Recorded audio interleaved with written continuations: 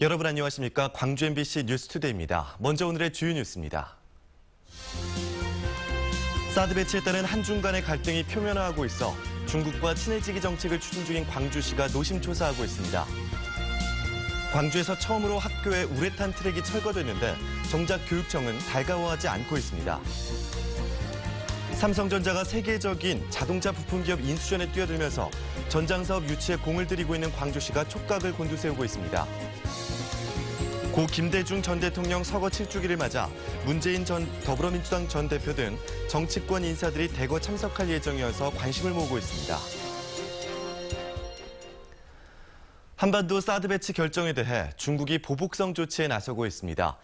대구에서 열릴 예정이던 치맥 페스티벌이 취소되는 등 한중 간의 갈등은 자치단체 차원의 교류 협력에도 영향을 미치고 있습니다. 광주시도 바짝 긴장하고 있습니다. 윤근수 기자입니다. 지난주에 열린 한중 청소년 문화예술 교류 행사. 행사 직전에 갑자기 불참하겠다는 중국 측을 설득하느라 광주시가 애를 먹었습니다.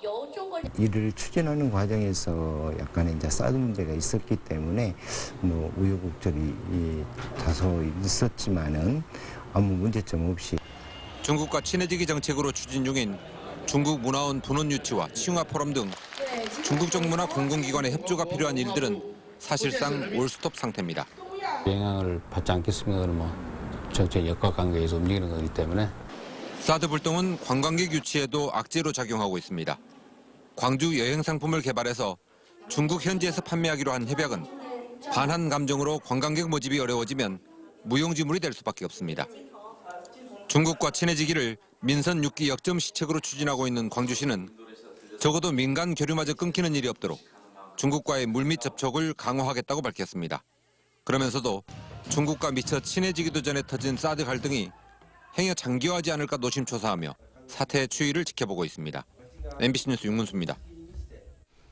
삼성전자가 자동차 전장 사업에 본격적으로 뛰어들 움직임을 보이면서 광주시가 촉각을 곤두세우고 있습니다. 삼성전자는 이탈리아 피아트 크라이슬러의 부품 계열사인 마그네티 마렐리를 인수하기 위해 협상을 벌이고 있는 것으로 알려졌습니다. 마그네티 마렐리는 차량용 조명과 인포테인먼트, 텔레매틱스 제품 등을 생산하는 회사로 인수 금액은 30억 달러 수준으로 예상됩니다. 광주시는 삼성이 전장사업 진출을 위해 기술 확보에 나선 것으로 판단하고 전장사업 광주 유치를 위해 다각도로 접촉하고 있다고 밝혔습니다.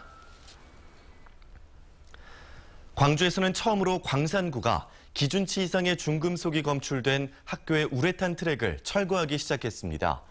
지자체가 예산을 들여 우레탄 트랙 철거에 나섰는데 정작 광주시 교육청은 달가워하지 않고 있습니다. 송정근 기자입니다. 납에 오염된 우레탄 트랙을 대형 굴착기가 걷어내 덤프트럭에 옮겨 담습니다. 작업인부들은 굴착기가 놓친 우레탄 트랙을 삽으로 긁어냅니다. 광주에서는 처음으로 납에 오염된 학교 우레탄 트랙이 철거되고 있습니다. 광산구가 예산을 마련해 중금속이 검출된 광산구 관내학교 10개소 중 철거를 원하는 학교를 대상으로 우레탄 트랙을 걷어내고 있습니다. 아이들도 엄연한 저희 광산 구민이고 아동 시민권이라고 하는 말에서 알 수 있듯이 아이들을 학교에 보내놓은 학부모님들이 워낙 염려들 하고 계시고 그런데 정작 광주시 교육청의 반응은 떨떠름합니다. 교체가 더 시급한 학교들이 많은데 교육당국과 협의도 다 끝나지 않은 상태에서 무작정 철거부터 하면 뒷일은 누가 책임지냐는 겁니다. 지자체 예산을 들여 우레탄 트럭을 철거는 했지만 아직 재시공 계획은 잡혀있지 않습니다. 더군다나 덩그러니 놔두게 되면 안전사고의 위험까지 존재한다고 지적합니다. 철거 후에의 안전사고 문제 이런 것이 저희들의 염려가 되죠. 그래서 그 시공까지 겸해서 해주라. 이왕에 한두 개 학교를 하더라도 우레탄 트랙 교체 대상 학교는 광주에만 56개 학교로 교육청은 이 학교의 경우 중금속 농도와 전체 운동장에서 차지하는 면적 등을 고려할 때 우선순위 학교가 아니라고 판단하고 있습니다. 교육청은 다음 주쯤 교육부로부터 6억 원가량의 예산이 지원될 것 같다며 일단 우레탄 트랙의 중금속 농도가 높은 학교 15곳에서 트랙 교체 작업에 나설 계획이라고 밝혔습니다. MBC 뉴스 송정근입니다. 김포와 여수, 광주, 제주를 연결하는 아시아나 항공기가 잇단 고장으로 늦어지며 휴가철 항공기 이용객 수백 명이 큰 불편을 겪었습니다. 어제 오전 7시쯤 김포발 여수행 아시아나항공기가 정비를 위해 이륙하지 못하며 광주와 제주, 여수 등에서 연수에 지연이 일어났고 대신 투입됐던 다른 항공기도 광주공항에서 랜딩 기어 고장을 일으켰습니다. 이에 따라 각지에서 최고 5시간까지 출발 지연이 잇따라 이용객 300여 명이 일정에 차질을 빚었습니다. 여름 휴가철 관광지 주변 음식점들이 식품위생법을 어겨 무더기로 적발됐습니다. 전라남도가 관광지 주변 식품 접객업소를 대상으로 위생점검을 실시한 결과 식품위생법을 위반한 76곳을 적발했다고 밝혔습니다. 단속 결과 신고를 하지 않고 영업을 하거나 유통기한이 지난 제품을 판매하다가 적발됐고 조리사에 대한 건강진단을 실시하지 않은 경우가 가장 많았습니다. 폭염 속 유치원 통학버스에 4살 아이를 방치해 중태에 빠뜨린 인솔교사와 버스기사에 대한 구속영장이 기각됐습니다. 광주지법 영장전담 이태웅 부장판사는 현재 단계에서 도주나 증거 인멸의 우려가 없다며 인솔교사 28살 정모 씨와 버스기사 51살 이모 씨에 대해 경찰이 신청한 사전 구속영장을 기각했습니다. 법원은 이들이 피해자의 피해 회복을 위해 노력하는 점도 고려했다고 밝혔습니다.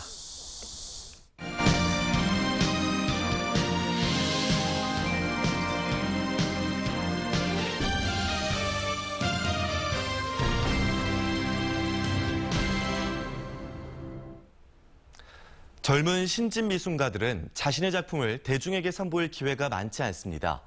이런 작가들을 위해 담양의 한 미술관과 젊은 사회적 기업이 의미 있는 전시회를 마련했습니다. 박수인 기자입니다.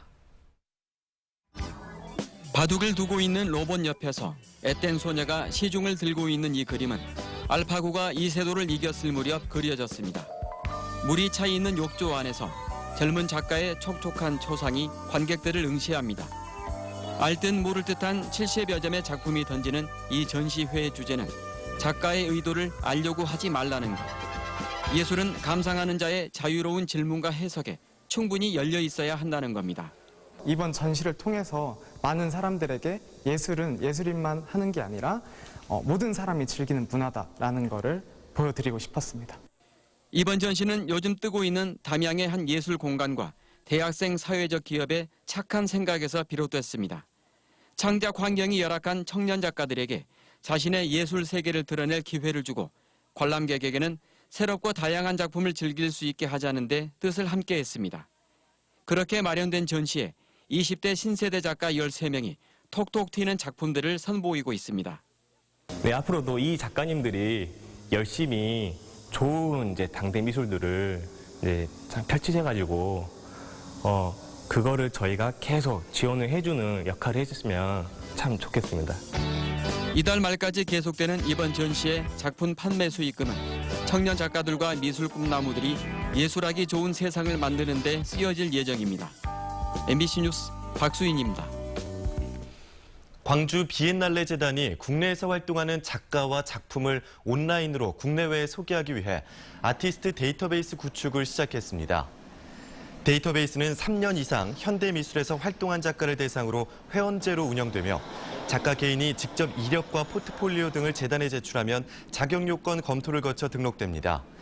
비엔날레 재단은 아티스트 데이터베이스를 통해 국내 작가들이 세계 무대로 진출하는 연결고리 역할을 할 것이라고 말했습니다.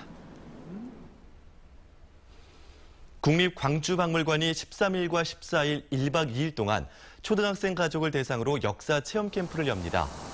박물관 정원에서 진행되는 이번 캠프는 역사인물 체험 연극과 삼국시대 역사 유물찾기 등 즐기면서 역사를 배우는 다양한 프로그램으로 꾸며집니다. 참가자는 오는 10일까지 박물관 누리집과 전화를 통해 선착순으로 모집합니다.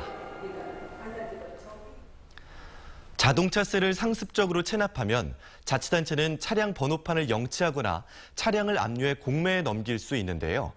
자동차 공업사에서 이런 체납 차량을 수리했는데 수리비도 받지 못한 채 자치단체가 차량을 가져가 버렸다면 어떨까요? 김진선 기자입니다. 20년째 자동차 공업사를 운영해온 천모 씨 부부. 수리를 모두 마친 차량이 사라지면서 외상으로 처리한 부품비 1,200만 원을 고스란히 물게 됐습니다. 체납 차량이라며 공업사 소유 주차장에 놓아둔 차량을 자치단체에서 가져가 버렸기 때문입니다. 차 수리해가지고 차주가 차를 찾아가지도 않고 있는 상황에서 입고된 차량을 저희들한테 말 한마디도 없이 임의대로 가져간 거는 그건 무조건 잘못된 거죠. 차량이 맡겨진 건 지난 2007년. 당시 신차였던 액티언 차량은 교통사고로 부품 350여 개를 교환해야 했습니다.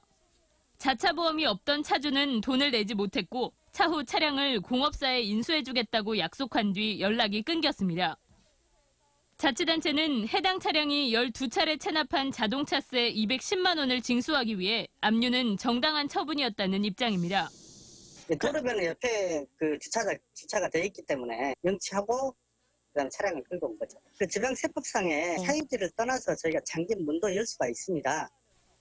공업사 측이 사유지에서의 절도와 다름없다며 국민권익위원회에 민원을 내면서 차량의 공매 절차는 일시 중단됐지만 자치단체는 법적 문제가 없다며 답변이 오는 대로 공매를 진행한다는 방침입니다. MBC 뉴스 김진선입니다. 더불어민주당의 당대표 예비 경선에서 송영길 의원이 탈락했습니다. 광주 출신의 송영길 의원은 모레 광주에서 토크 콘서트를 열기로 하는 등 컷오프 통과를 자신해왔고 2강 후보로 분류돼 왔다는 점에서 송 의원의 탈락은 이변으로 받아들여지고 있습니다. 더민주 당대표 경선은 오늘 27일 추미애, 이종걸, 김상곤 후보의 3자 대결로 치러질 예정입니다.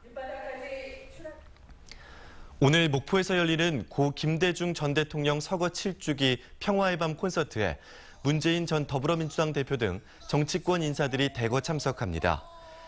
정치인으로는 문 전 대표와 이낙연 전남지사, 박지원 국민의당 원내대표, 손학규 전 고문 등 전현직 국회의원 16명이 참석할 예정입니다.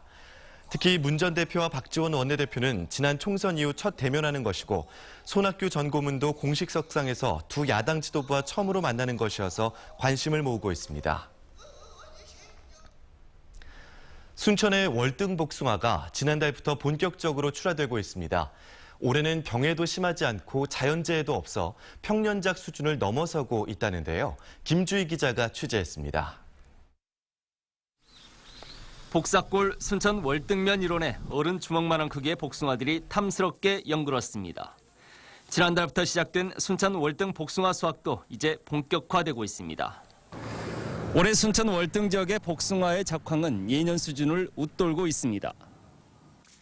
올해 월등면 일원 120헥타르 면적에서 예상되는 생산량만 1,250톤으로 전년 생산량 대비 4%가량 증가할 것으로 보입니다.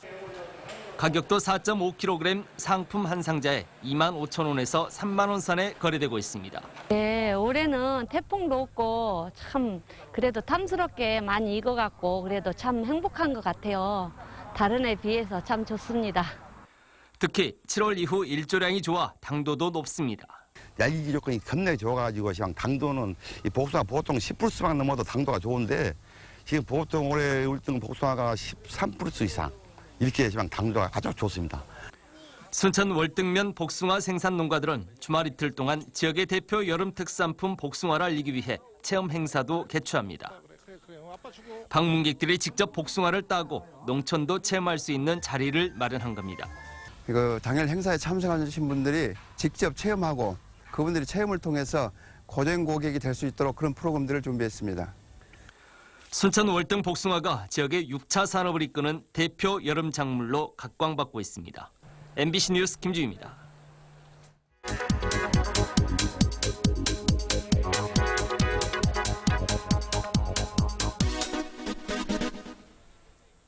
아르바이트 시장에서도 청년들의 스펙 쌓기는 계속됩니다. 한 취업 사이트가 여름 아르바이트 선호도 조사를 한 결과 둘 중 한 사람은 사무보조 직종을 선호했는데요. 이 가운데서 관공서나 내실 있는 기업체의 인턴직을 가장 선호했습니다. 근무하면서 실무 경험을 쌓을 수 있기 때문입니다. 지난해 광주에선 100명 정도 뽑는 지자체 관공서 아르바이트 모집에 1,300명 이상이 지원하면서 14대 1의 경쟁률을 보였습니다. 2014년 7대 1이라는 경쟁률에서 2배가량이나 증가한 걸 보면 점차 치열해지는 것을 알 수 있습니다. 또 희망하는 기업과 관련된 매장에서 아르바이트를 하는 경우도 늘고 있는데요. 기업에 따라 다르긴 하지만 계열사에서 1년 이상 근무했거나 아르바이트 경험이 있으면 가산점이나 서류 전형 면제라는 혜택을 주고 있기 때문입니다. 극심한 취업난 속에서 아르바이트가 경력과 인맥을 쌓는 하나의 수단이 되고 있습니다. 카드뉴스였습니다.